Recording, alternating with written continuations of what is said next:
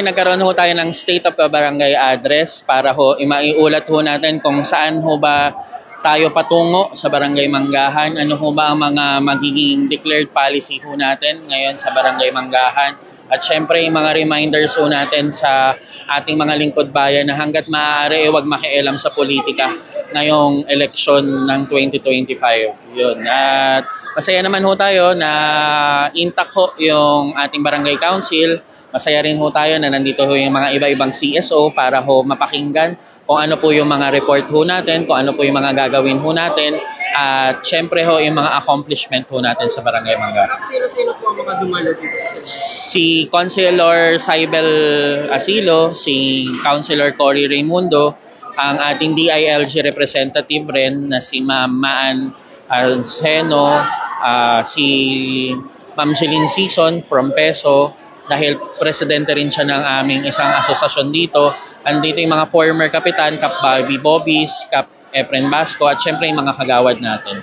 Paano po ang pinakamalaking hamon na hinarap ng barangay at paano po ito So, yung mga malalaking hamon na hinarap namin, syempre yung traffic, yung pagkakasara ng tulay, mga rerouting projects namin sa traffic scheme ng Manggahan, yung mga flood mitigation programs ng Barangay Manggahan. Nagkaroon kami ng inventaryo ng mga drainage dito sa Barangay Manggahan. At tinitingnan namin kung paano ipagkokonekta yung inventaryong to para sa isang master plan ng flood mitigation ng Barangay Manggahan. So, number 1 sa census ng barangay is about dun sa traffic.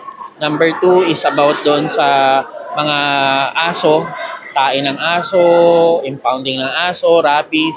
So, nag-create tayo ng isa-isang araw, meron kaming 600 na kinapon na pusa at aso sa Barangay Manggahan. Tuloy-tuloy pa rin yung microchipping, anti-rabies, at hopefully maitayo sa Barangay Manggahan yung impounding staging area for the pets natin sa aso at pusa.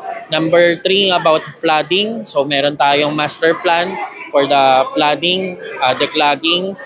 Tingnan natin yung mga program of works na pwedeng i-connecta. May mga problema lang kami dun sa mga homeowners association na wala pang deed of donation. So, nahihirapan kami pagawa yung mga drainage nila. So, yun yung top 3 na lumabas dun sa barangay census namin. Lastly, Kap, ano na lang po ang mensahe nyo sa inyong mga kabarangay matapos po ang inyong state of the ang inyong puso? Meron ng mga maliliit na tagumpay sa Barangay Manggahan at hopefully magpatuloy yung mga magagandang nangyayari dito sa Barangay Manggahan. Siyempre, merong election tayo sa May 12.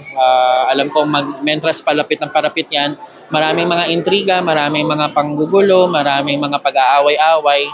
Hopefully, hayaan lang kami sa Barangay Manggahan na magtrabaho at ialis sa amin yung pamumulitika kasi malaya naman kahit sinong kandidatong makapasok dito sa Barangay Manggahan as long as mag-secure sila ng permit, iayos nila yung peace and order, iayos nila yung kalinisan dun sa isasagawa nilang mga activities at bibigyan namin sila ng permit. Baka tulungan pa namin sila para sa peace and order nung gagawin nila mga activities. Maraming salamat. Yes, thank you po. Maraming salamat. Thank you po.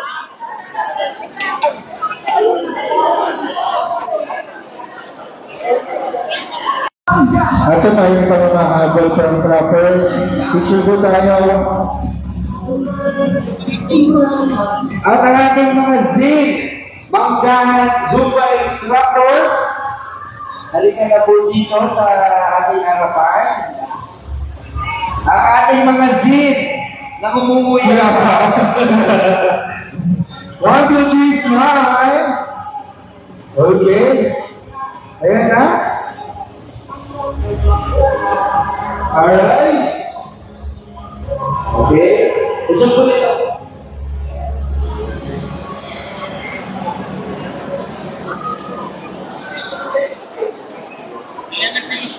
Ayan na, Luciano. Maraming salamat. Ayan, ito si Zin Roberto. Maraming salamat po.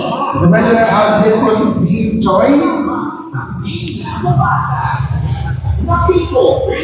Alright, smile in 3, 2, 1. Thank you.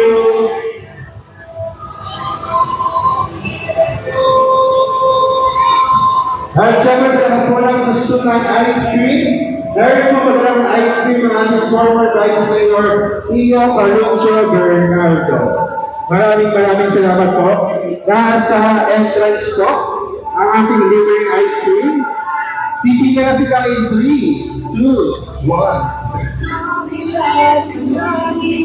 Ang Seniors ng Green Park Seniors.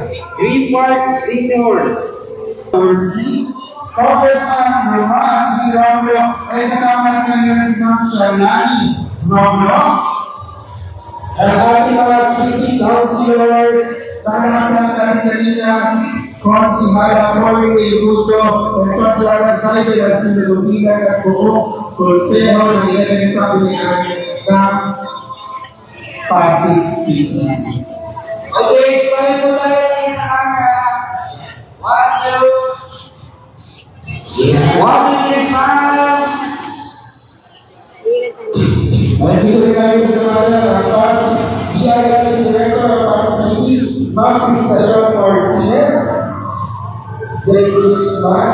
Maraming salamat. Asa ng mga CEO ay social workers. Ating mga leaders of CU. Yes. CEO at PPC